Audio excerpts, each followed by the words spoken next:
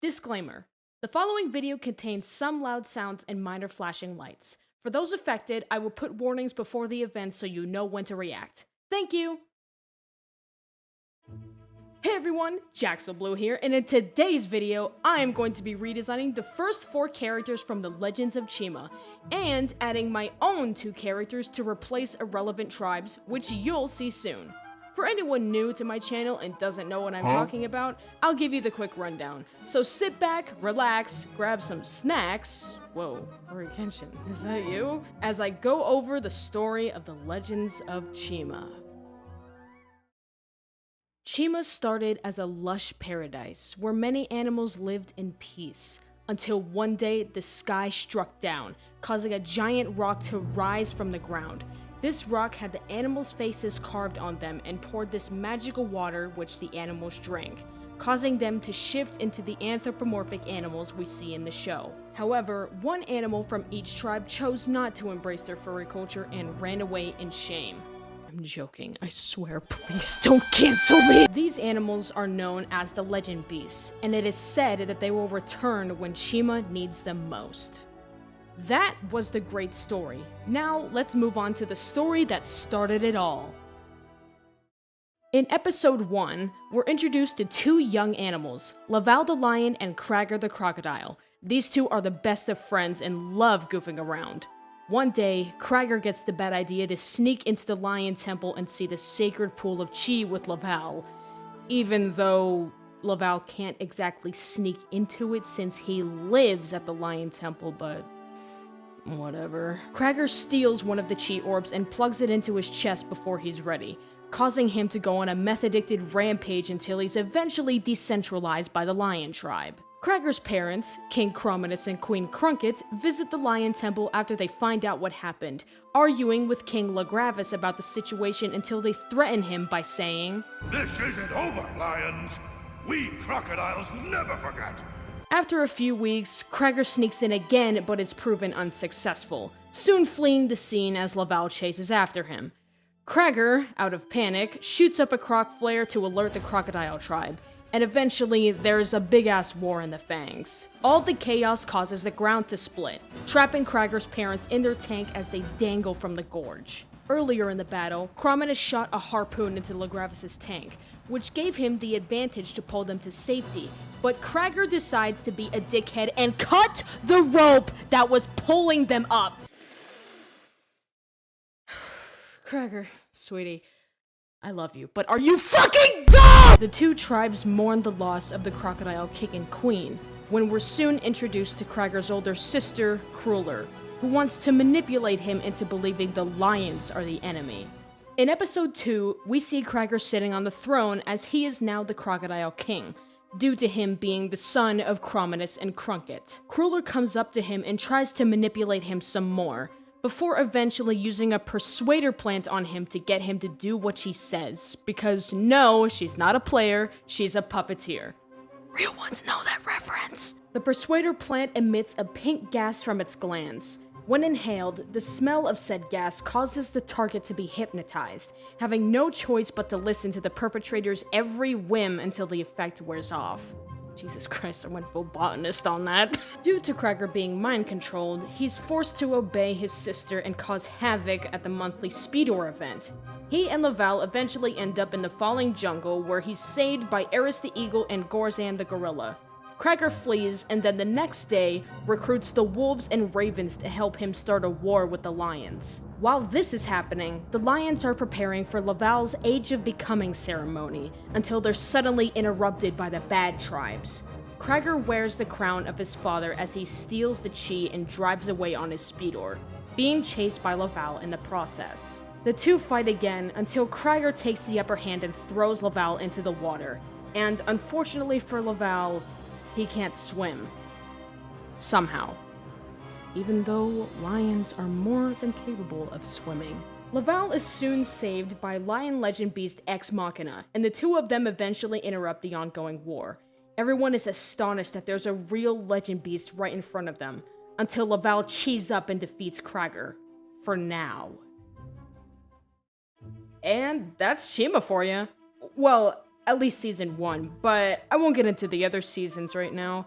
Now that the story's out of the way, let's finally get on to the character redesigns, starting with Laval. As some of you might know, I heavily despise the lion designs in Chima. Their jawlines make it look like they're constantly mewing, which is kind of funny, but also, ugh. For my designs, I'm trying to make the tribes look more like their animal species, which is what you'll see soon with Laval. Speaking of, let's get to that redesign. On Laval's first design, I said that his red mane was eye-straining and got rid of it.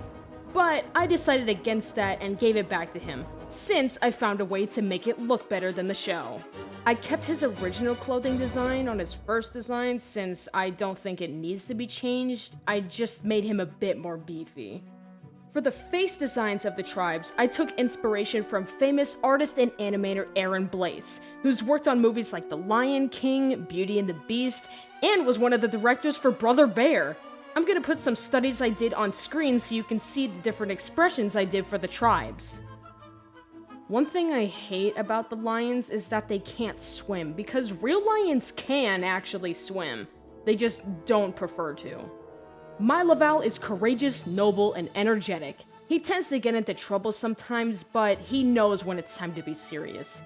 He doesn't want to hate Cracker, he just wants to reunite with his old friend again. A problem with Chima is its lack of female characters, so with that in mind, I gave Laval a mother named Queen Leona. Here are some concept sketches of her. She's a kind-hearted and thoughtful mother who looks out for her son. She's a lot less strict than Lagravis, but that doesn't mean she won't get stern every once in a while. She wants Laval to be able to have fun, but also understand his responsibilities as the Prince of the Lions. Whoa, I went off track, but here's the rest of the time lapse.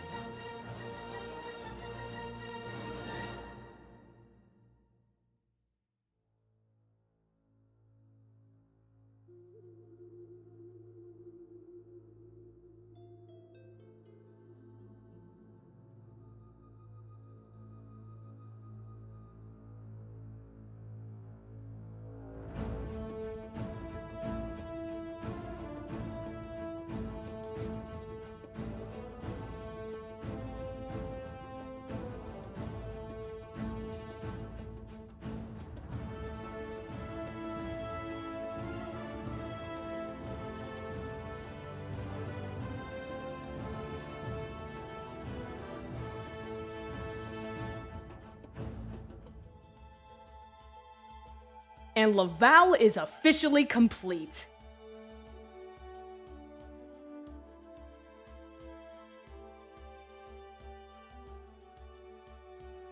Now let's move on to Cracker the Crocodile. And while we're at it, let's go ahead and change that background color so that it fits him. Cracker's first design had his scarred eye taken away, but I thought of a headcanon that would bring it back. In episode 17, Laval in Exile, Cruller and Lagravis are trapped in the crocodile dungeon, where Cruller explains her backstory. Originally, she was the first to hatch, but Cracker's egg fell from the nest. Chromitus and Crunket quickly ran to save him, but his egg was already cracked slightly. Thankfully, he hatched and was deemed the miracle baby of the family, also being mistaken for the firstborn when it was actually Cruller who was. I like to think that an egg shard slashed Cracker's eye, causing him to go partially blind. And then he was given a glass eye to replace his damaged eye. I also think that the impact when he hit the ground would damage some part of him. Maybe his brain or something else. What do you guys think? Let me know in the comments down below. It seems that in the show, the only crocs that have tails are the royal family. So when I get to redesigning the other crocs, they're all getting tails too, since, you know, they're crocodiles. My Cracker is fierce, mighty, and strong. He tends to make rash decisions when he's not guided by someone. But even being guided can sometimes get him into trouble, like with Cruller, for example.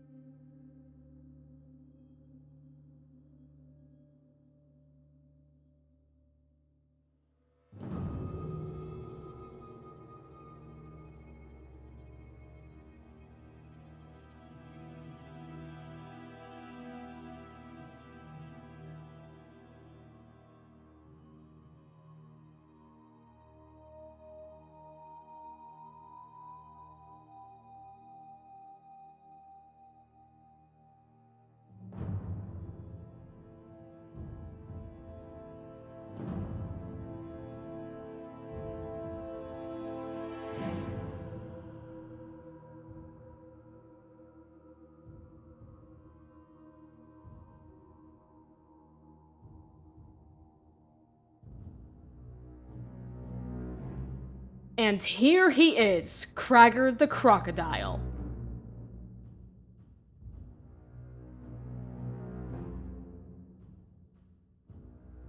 Time for the Eagles. Or should I say, the Owls. When I rewatched Chima, I noticed that even though the Eagles are deemed the wisest tribe, they still act incredibly dumb sometimes. And a lot of their voices don't sound wise either. Rather the, actually type voice, and I hate that. So I decided to replace the Eagles with a bird that is most known for being wise in cartoons. Owls! Not to mention the fact that Eagles are getting paid a lot more than they should for voice acting. Red-tailed hawks deserve some appreciation. They've been robbed! Anyways, redesign time. Since the Owls are the new Eagles, I had to change their names to things that start with the letter O for owl. So Eris's replacement is going to be named Owana. I actually have a list of O names somewhere in my gallery, and when I get to redesigning the other characters, they're gonna be getting their own names as well. In the show, Eris sometimes acts like the typical damsel in distress who can't defend herself, and I just hate when shows do that to female characters. So I'm changing Owana so that she can defend herself and fight. The owls in Chima are a mix of barn owls and great horned owls, hence the colors and ear tufts. Owana is kind, swift, and intelligent. Like many owls, she's a silent flyer, so it's easy for her to perform stealth attacks on enemies. She's a young scholar of the Owl Spire, always studying up on books and scrolls in her free time.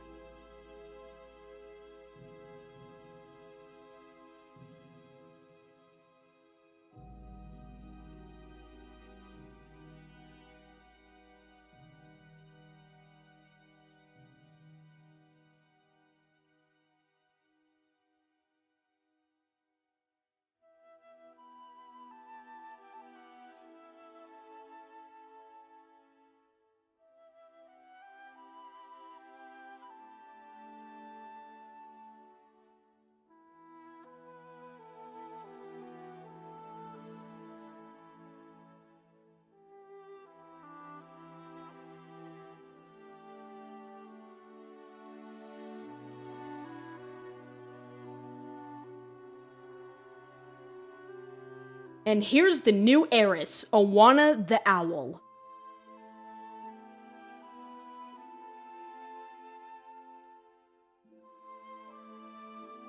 And now we get to my favorite canon character, Warriz the Wolf. In my opinion, the wolves in Chima look more like rats or lichen werewolves rather than genuine wolves. So I gave Warriz a more wolf design. And also, I filed down his fangs a bit since he looks like a damn vampire in the show. Warz's canon design has a wolf tail keychain on his waistband, which I found odd, cause where did you get that from? Did he cut off his tail and turn it into a souvenir or something? It's really weird to me. So I just gave him an actual tail, which is what I'm gonna do with the other tribes too. If you didn't already know, Chima has a video game called Laval's Journey. In this game, we get to see a new character named Wiz. He's assumed to be the leader of the wolf tribe in the game. In my version of Chima, Warriz isn't going to be the leader, but rather the second in command. The beta, if you will, while Wiz is the alpha. Warriz is arrogant, sarcastic, and spiteful. He tends to only care about his pack and himself, being second in command and all. He has a knack for wreaking havoc in Chima whenever he can, and isn't a very good sportsman. Cheating is his middle name.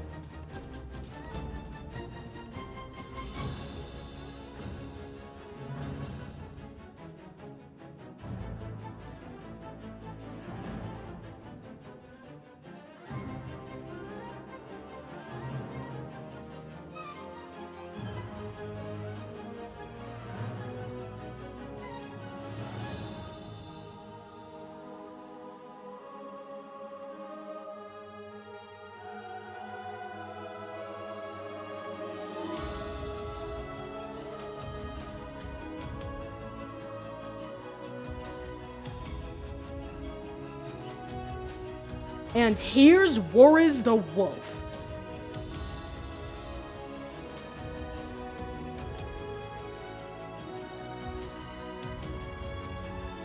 If you remember what I said at the beginning, we're not done yet, cause I have a few kinks to work out in my version of Chima.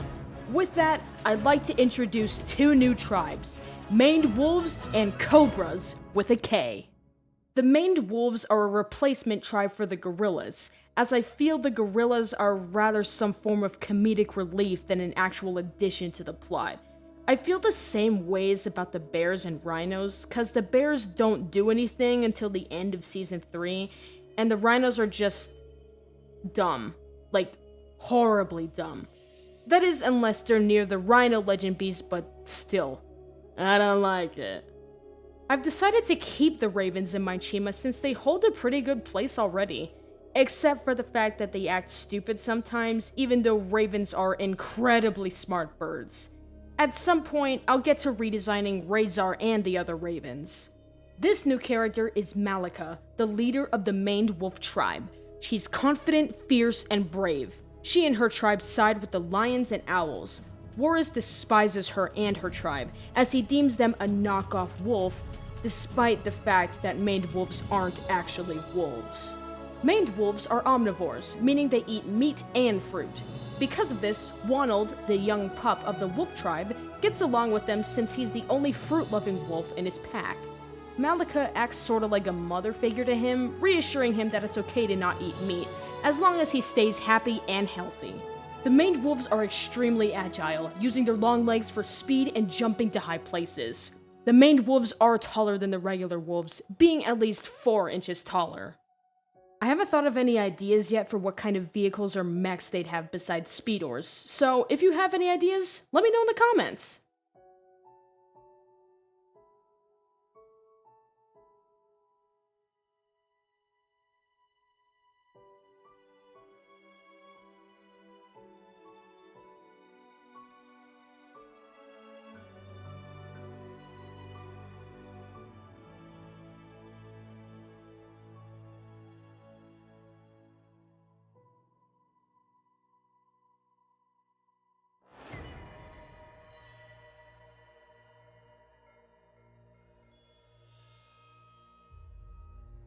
And Malika is complete. Her voice claim is Kitty Softpaws from Puss in Boots. It's like a possum crawled on your face and died. Shh. Of shame. Now the next character is Queen Cobrani, the leader of the Cobra tribe. The Cobras are spelled with a K instead of a C, because the crocodiles already have the C names.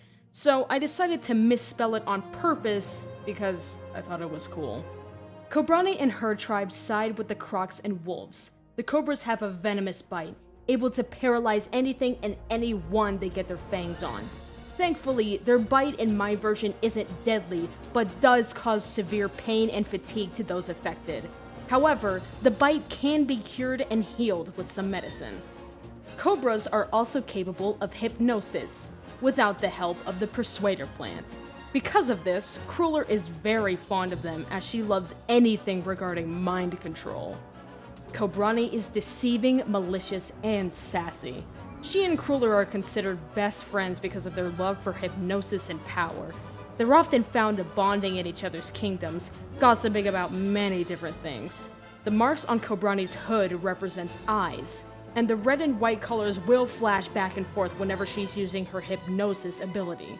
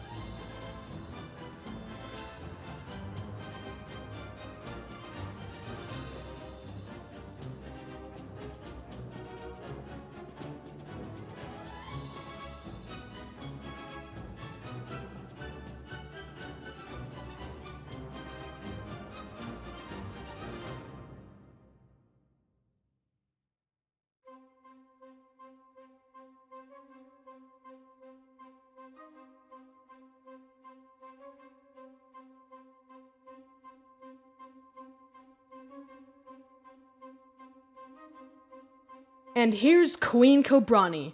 Her voice claim is Zira from The Lion King 2, Simba's Pride. He was hand-chosen by Scar to follow in his paw prints and become king. Wow, that was fun. But I'm still not finished here yet, because I've got one more character that I decided to redesign, and it's none other than the Zestfest dentist bird himself, Plovar! Plovar is an Egyptian plover and is the crocodile tribe's royal dentist. He always makes sure the crocs have nice pearly whites whenever he can get his beak in between them. He has a bad habit of showing up at the wrong times, however, which has led to him getting Krager angry, and sometimes getting his tail feathers swiped off. He's still the same old Zestfest as he is in the show. I tried to make Plovar look like an actual plover bird since his show design kind of clashes in my opinion. But anyway, here he is! And that concludes this video. I hope you enjoyed my redesigns and headcanons. If you have any ideas, feel free to pitch them in the comments. I'm happy to go over them with you guys. Thank you for all the support over this past year. I never expected my first 2 Chima videos to grow this much traction, so thanks a lot. With that out of the way, I'll see you all next time. I'm Jaxel, peace out.